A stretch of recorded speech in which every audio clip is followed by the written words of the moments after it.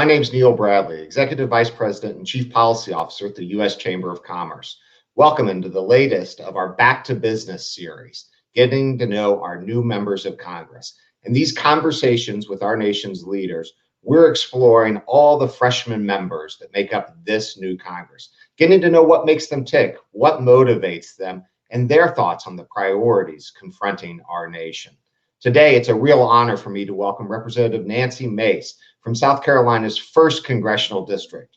A native of South Carolina, she was the first female graduate of the Citadel. She's no stranger to business either, having started her own businesses, including a technology consulting company. She is a mom of 2 and a freshman congresswoman, and that makes her incredibly busy. We'll also be joined by our good friend and partner, Bill Miles, the CEO of the Hilton Head Bluffton Chamber of Commerce. He has a few questions for the Congresswoman as well, and so let's just jump right in. Representative Mace, welcome. Thanks for joining us today. And thank you, Neil, so much for having me, and appreciate the Chamber's leadership on so many issues critical, especially during the pandemic right now. It's greatly needed. Well, thank you for saying so. You're a couple months into this new job. How's it going?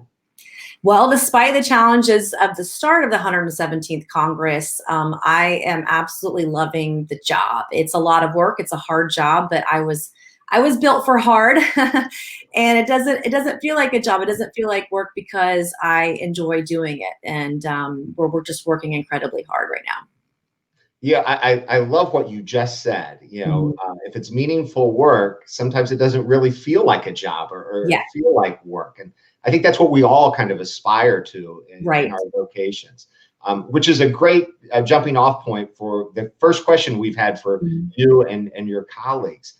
Tell us what a job means for your community there in the Hilton Head Bluffton, South Carolina's 1st Congressional District. What does a job mean to someone in your district? Well, I'm a worker. I have always worked, and I love to work. In fact, one of my first jobs, and I talked about this on the campaign trail, was as a waitress on the side of the road, the highway out the interstate I-26, as a waitress at the Waffle House.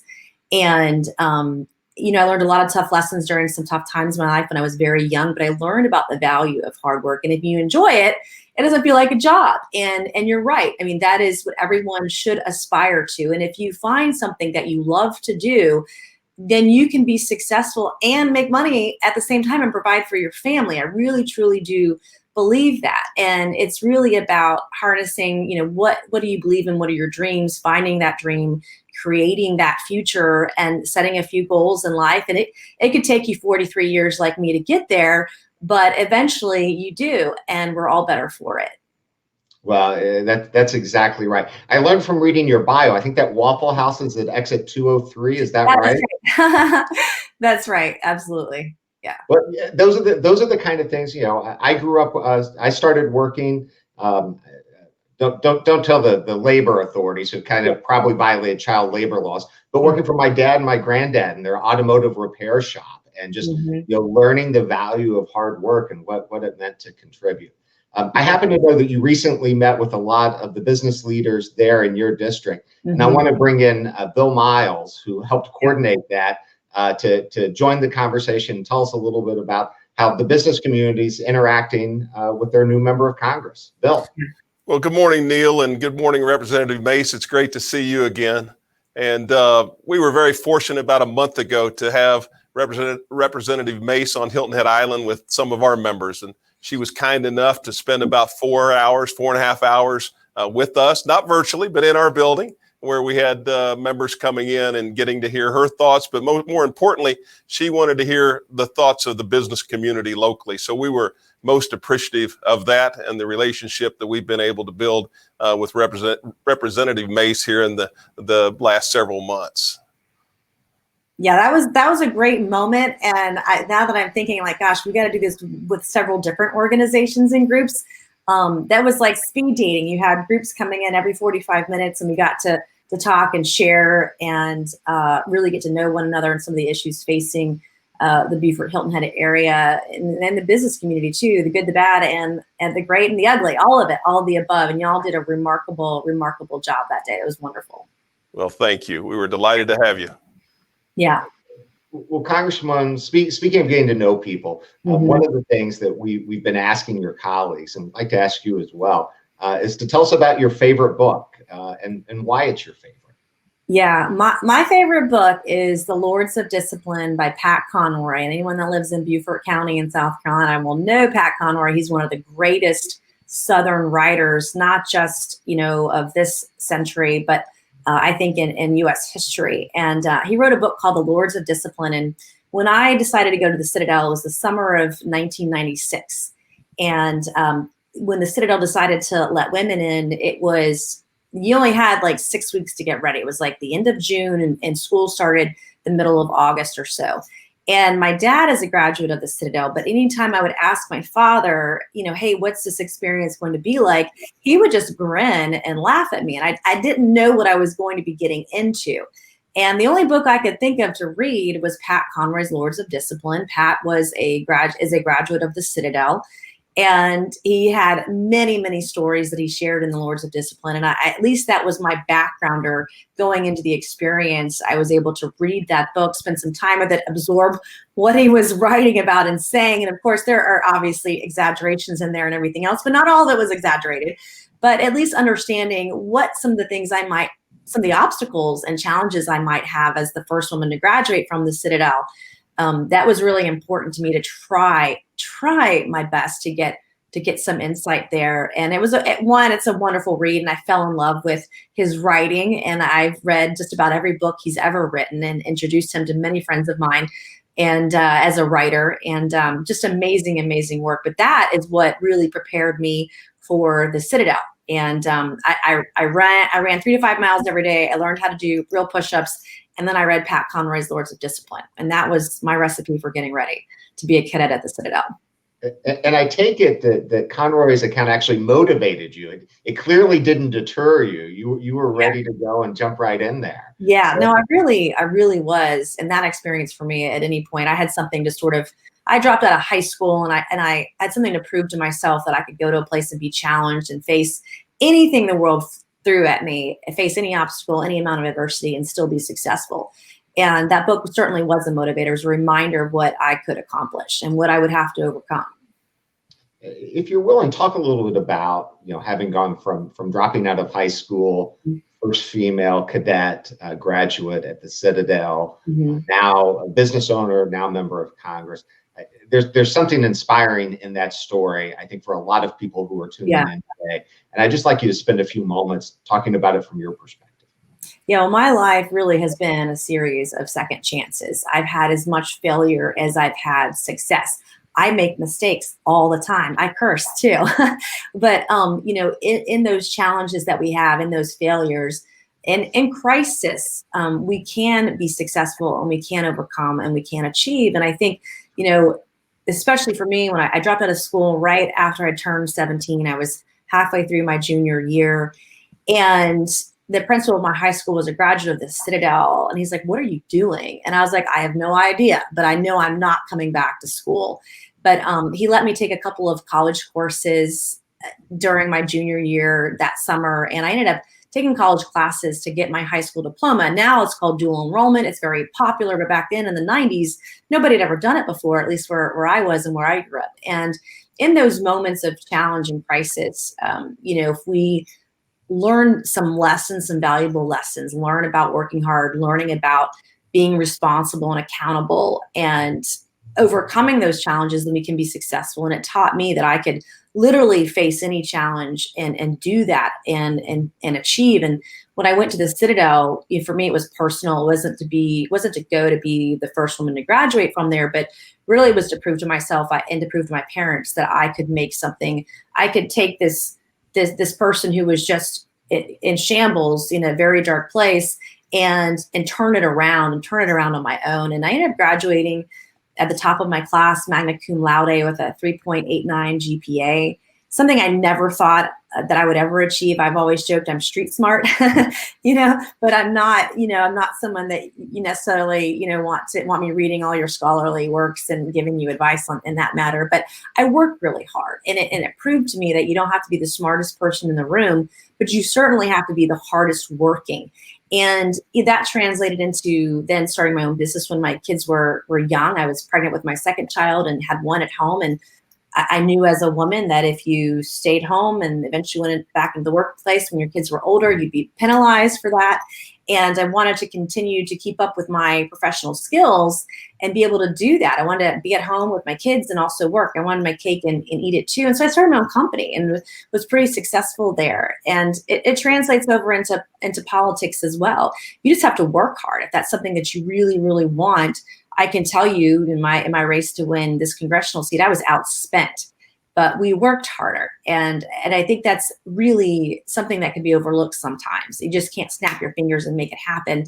You have to work on it. And sometimes it takes years or decades to achieve. But I had a dream and something that I wanted to pursue and follow. And I never thought in a million years at 43, I'd be a member of Congress. I know my parents were just as shocked as I was when we won, but we did it. And nothing beats that when you get so focused and you know you can do it, that you assemble the right team of people that are smarter and more talented than you, and you just go for it, and you all work hard together to achieve that. And I built so many relationships over the years, both in business and in politics, that it's just been a culmination to get here, and it took decades to do, but we did it.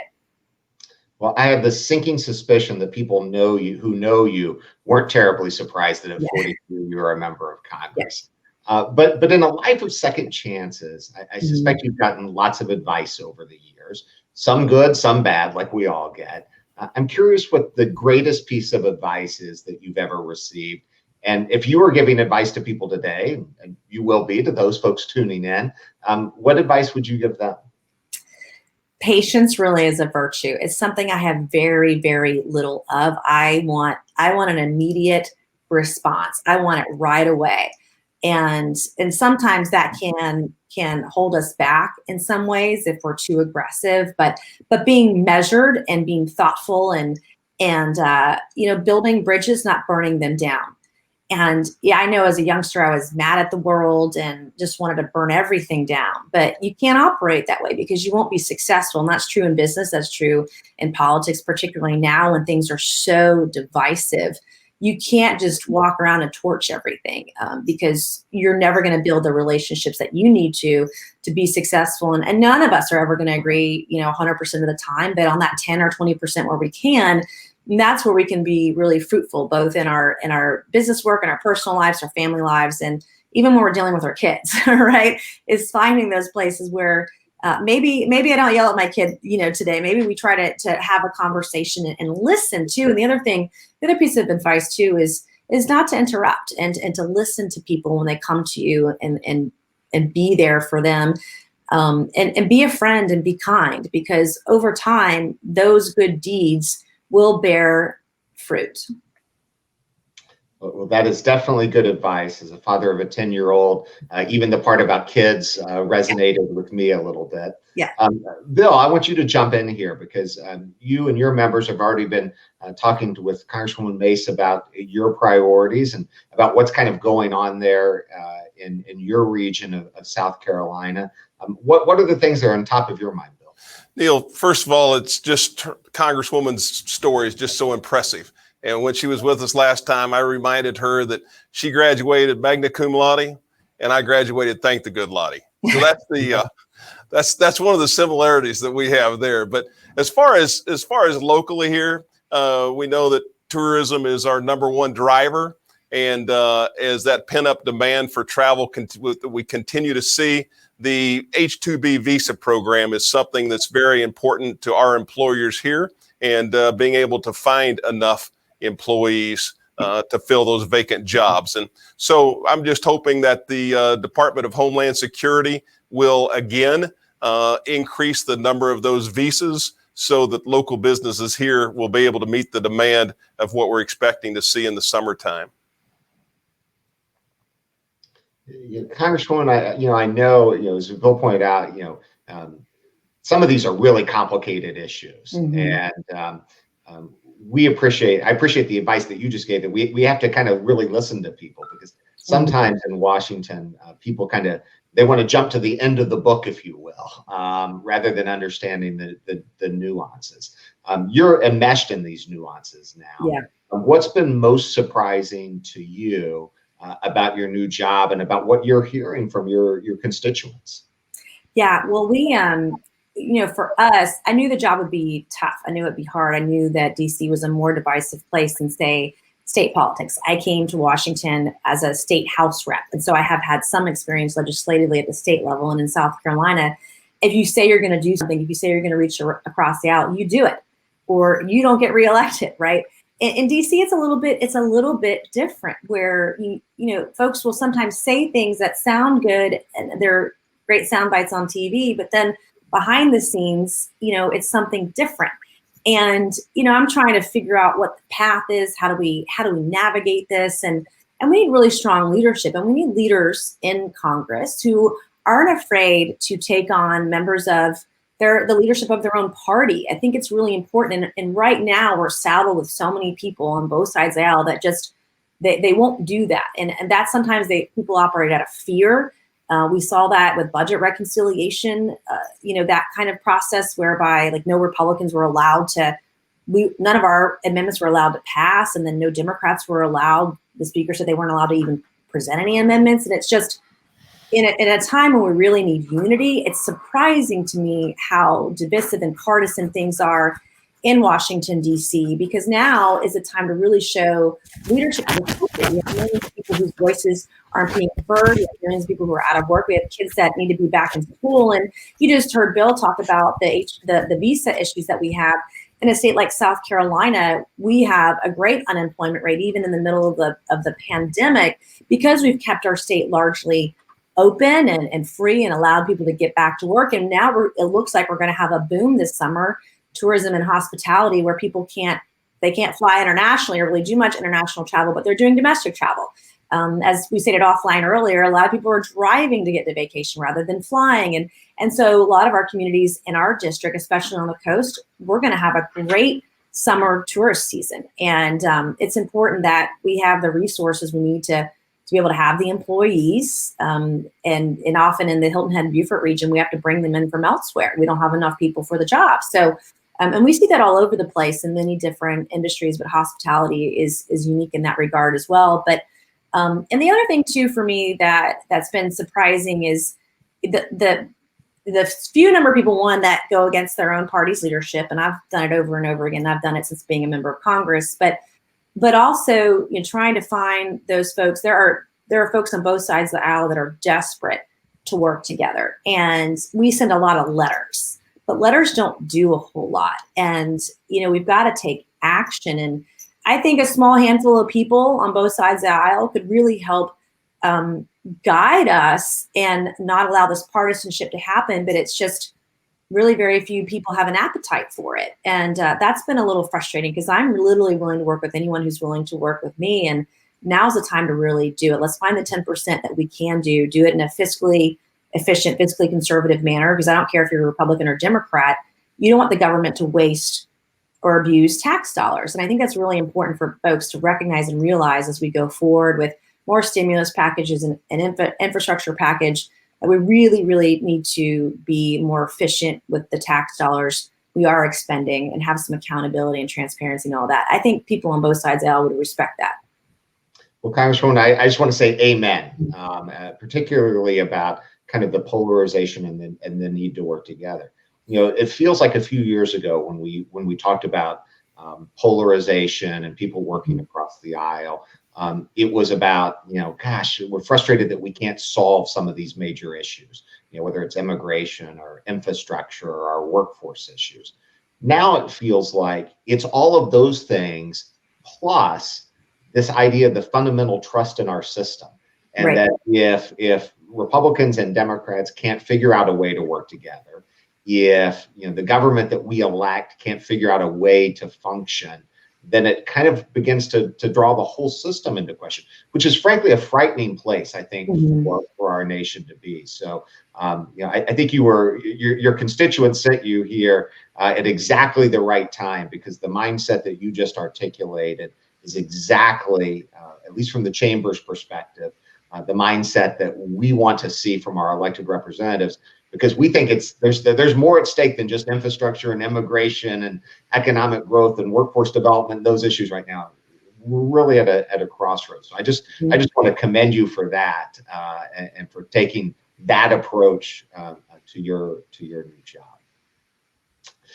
So 2 years is going to go by fast. You're already a few months in. In 2 years from now, I hope we're getting together again in person with Bill. We're celebrating your return to Congress, the beginning of your second term.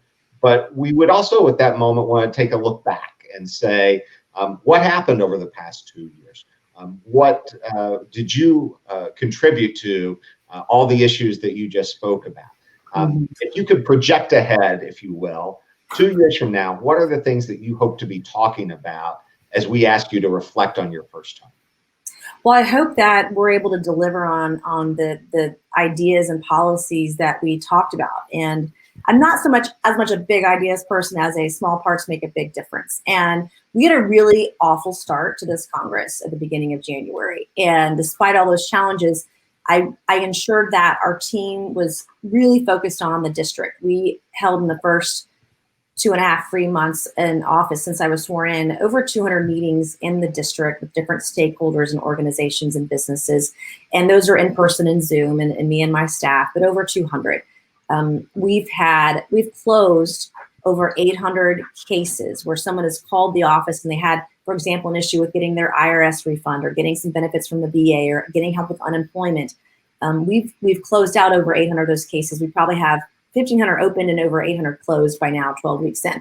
We also have returned $1.5 million to the taxpayers over the last 12 weeks. And this could be IRS refunds. We get a lot of calls on that. It could be help with unemployment, et cetera. You name it. If the federal government had money that was owed to somebody, we help them get it because there's so much bureaucracy and red tape at the federal level. It's so slow. You can't even get a response half the time that, I really impressed upon people when I was running for this office that no one would work harder. And I do feel like people are taking us up on that. We've had a 30% jump increase in the number of inquiries into the office of people that are needing help. And so it's just been tremendous. And I'm encouraging everyone to reach out to us. If we can be helpful, we absolutely will be. We'll be there for you. We'll return your phone call within 24 hours. You'll get a response by email within 3 days. But I want to make sure that we continue that. So 2 years from now, if I've lost focus and my focus is in DC and not here at home, then we're doing it wrong. And, I want to make sure that we achieve something for not just the Low Country, but the state of South Carolina with regards to infrastructure issues. We have enormous growth and development in industry and manufacturing here. It's just really important that I prioritize what we work on.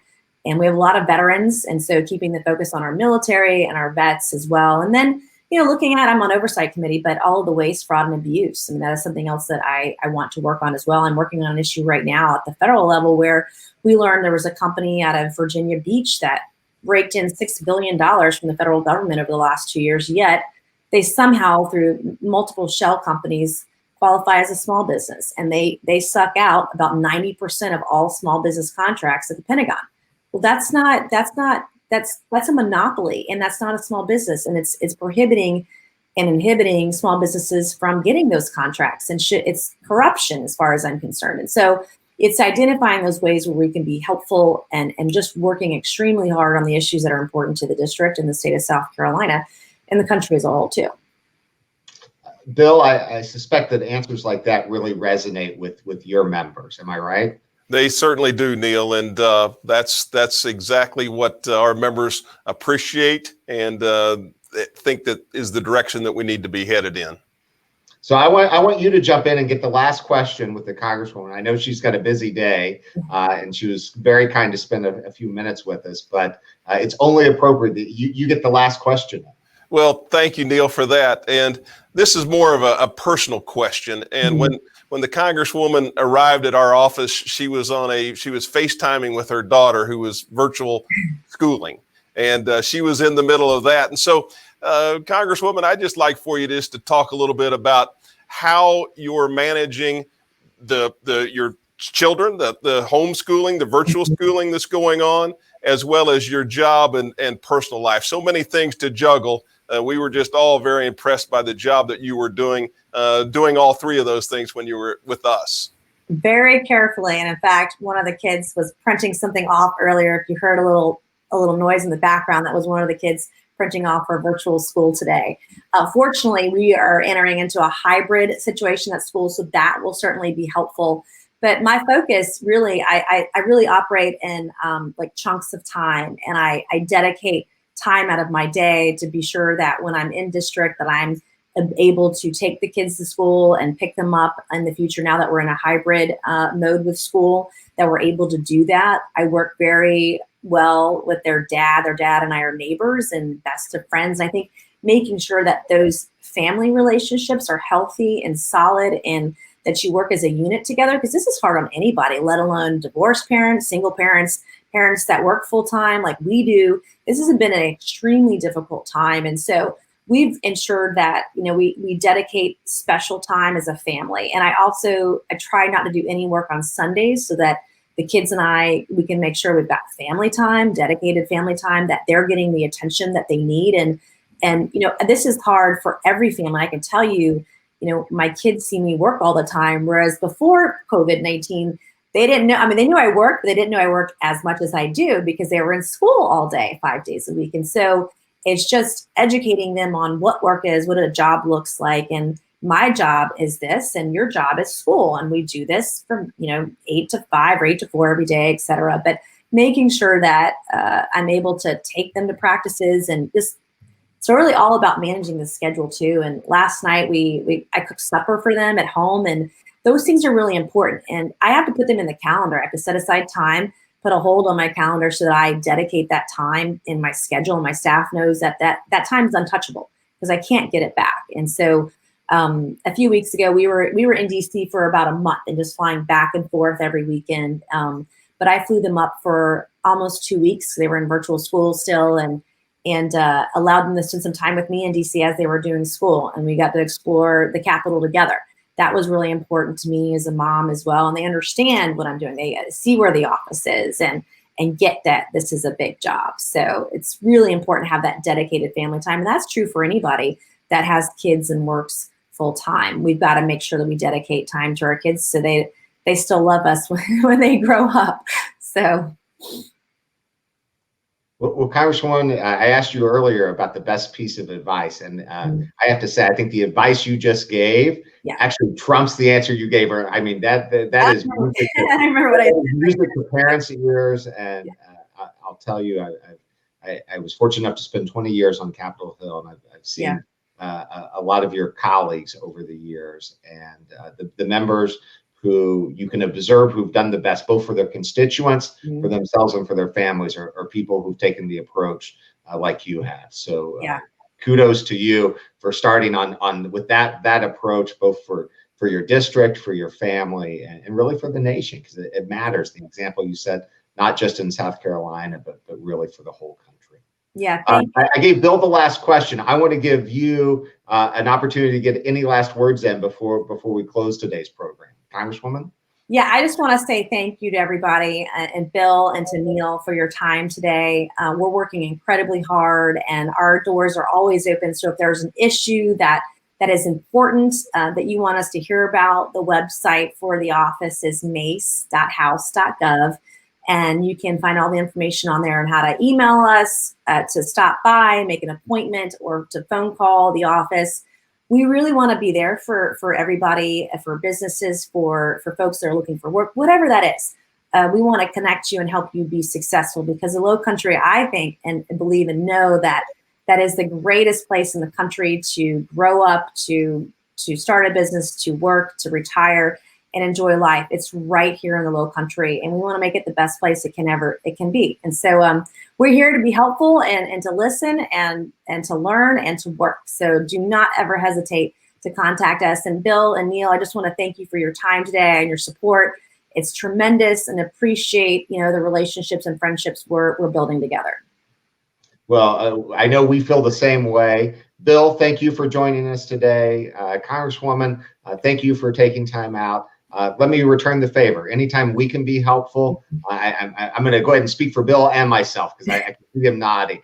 Please let us know whether the Hilton Head Chamber or the U.S. Chamber. We're here to partner with you and get things done and make this a better country for the low country and for the entire nation. So thanks for what you're doing. To our audience, thank you for joining us today. I hope you've enjoyed this as much as I have. Tune in next time. We'll get to meet another freshman member of Congress, one of Congresswoman Mace's colleagues, and we'll find out what their best piece of advice is in their favorite book. Until then, thank you for joining us. Have a wonderful day.